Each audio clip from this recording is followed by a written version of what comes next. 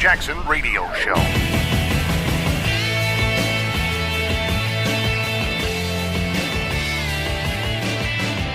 Welcome back, everybody. We got a ton to talk about. Exploding packages, OJ back in the news, new taxes that are going to be very interesting. I mean, you're going to get a kick out of this one. We got the Pennsylvania elections, Donald Trump speaking of that. I loved it, by the way. Loved it.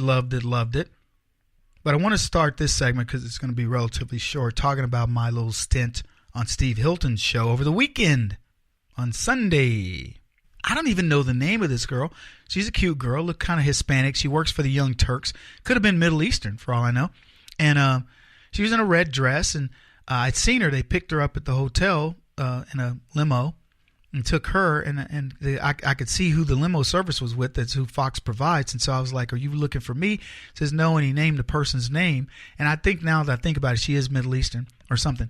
But I didn't know her. And she came out in her little red dress, and they, you know, the guy goes, "I can take you both." I said, "Nah, they've already sent a car for me." And boy, am I glad I didn't take that ride with them. And here's the reason. It was a brother that picked me up. He's 71 years old. And we're talking, and he goes, "Hey." As soon as he sees me, he's like, "I recognize you." And he shakes my hand. I was like, "Oh, okay." So I get in the car, and I said, "Well, I get that quite." He goes, "Probably shocked you that somebody came up." And I was like, "No, not really. I get it more often than you think." But, you know, I said, "I'm curious as to where. I'm always curious what the answer is going to be." He goes, "Fox, man, I see you on there all the time." I said, "You're a Fox viewer." He said, "Yeah." And then it turns out he's that elusive conservative that's in LA, in the LA area. That's him. It's a black dude too. Who knew, right? Who knew? So we talked the entire time. It's about a 15-minute drive to the studio.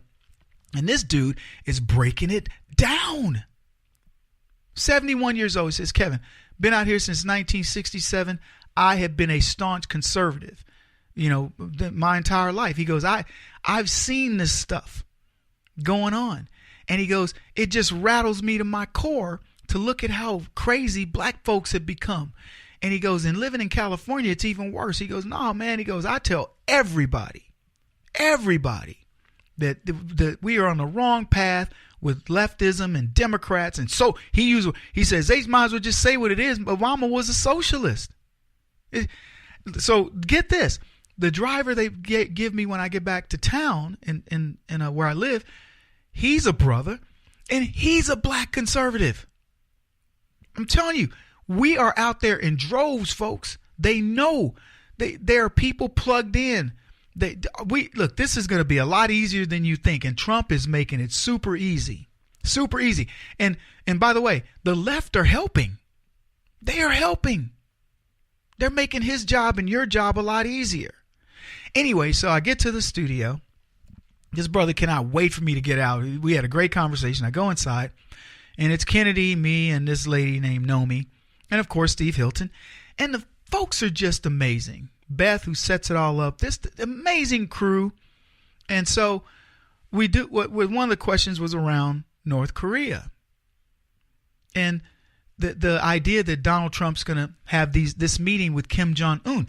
Now, I'll remind you, Barack Obama said years ago that he would meet with these rogue dictators, and people criticize him. And he said, you know, that, well, how are you going to get, you know, people to talk if you're never going to listen to them? And he's right about that. I think what people were criticizing was, until you really understand what the situation is, you can't just say, "I'm going to talk to him." And so was Obama right to say, "Yeah, I'll talk to him. Under the right circumstances, I will"? Trump has already built the right circumstances. He's gotten the world back in order. See, we're now exporting excellence again.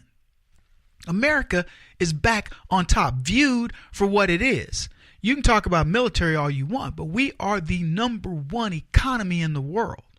The number one. We're the biggest and the baddest per capita. Now, I'm not going to get into the nuts and bolts of it, because people would argue, "Well, Kevin, Japan's got a big, you know, GDP for per capita, whatever." They're big, and we can include them if you want. South Korea's got a big per capita. And the beauty of that is they're both big-time trading partners with America, big-time partners with, our protection, part of NATO, the whole thing. So we have that.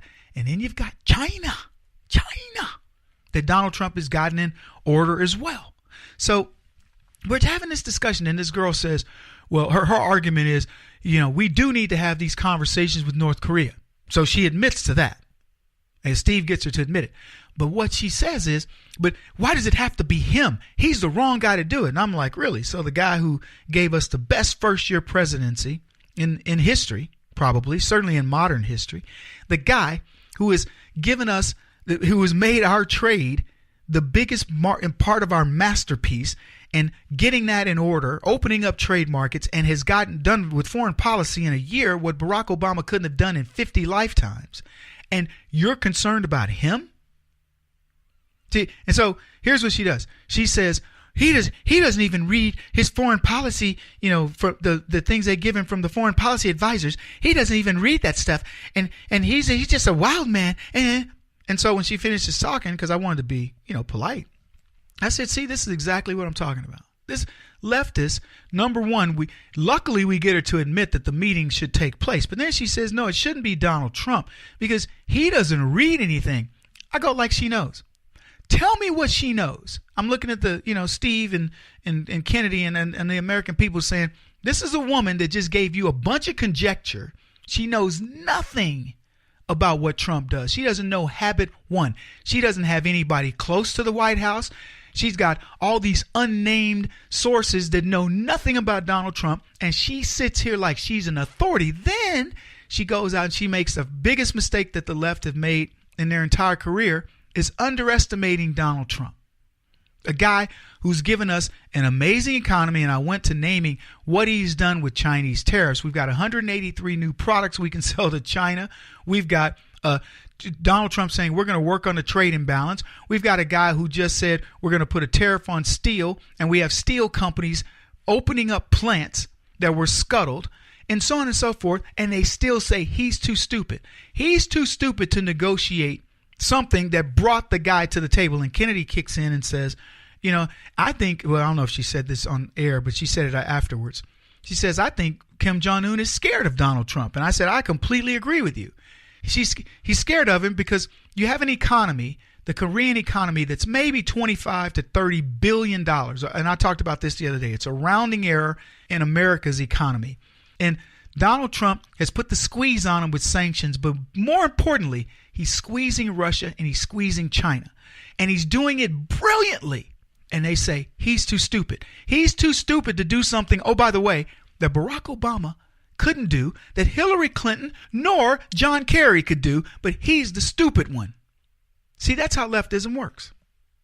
They have nothing they can lay their hands on and go, well, Barack Obama was amazing at this. No, because he wasn't. He couldn't get Kim Jong-un to the table. His policies essentially emboldened Kim Jong-un to do what he's been doing. So what could she say? She had to just sit there and take it because she knew I was right. She had no knowledge of what Trump does, and that she wants to come off like an expert.